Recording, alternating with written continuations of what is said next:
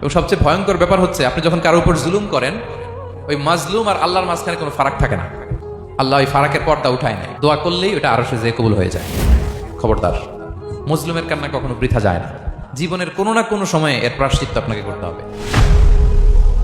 জীবনের কোনো না কোনো সময়ে এর প্রায়শ্চিত্ত করে আপনাকে মরতে হবে। বদ্ধ করছে ডাইরেক্ট কবুল। খবরদার আমার পেনাঙ্গের ভাইয়েরা, আমরা যেন জালিম না হই।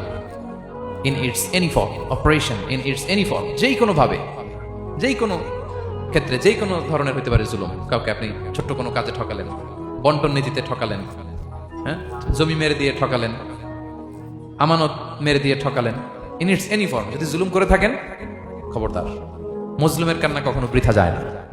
জুলুম শুধু আমাদের জন্যই হারাম না, আল্লাহর জন্য হারাম। আল্লাহ তাআলা বলেন হাদিসে কুদসিতে, ইয়া ইবাদি, হে আমার বান্দারা, ইন্নী হারামতু যুলমা আলা নাফসি, আমি জুলুমকে আমি আল্লাহ নিজের উপর হারাম করেছি। ওয়া জাআলতুহু বাইনাকুম মুহাররামা, এবং এই জুলুমকে তোমাদের উপর হারাম করেছি। ফালা তাযালামু, তোমরা একে অপরের উপর জুলুম করো না।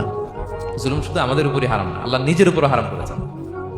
তাহলে জুলুমের সাথে কি মুমিনের কোনো সম্পর্ক থাকতে পারে?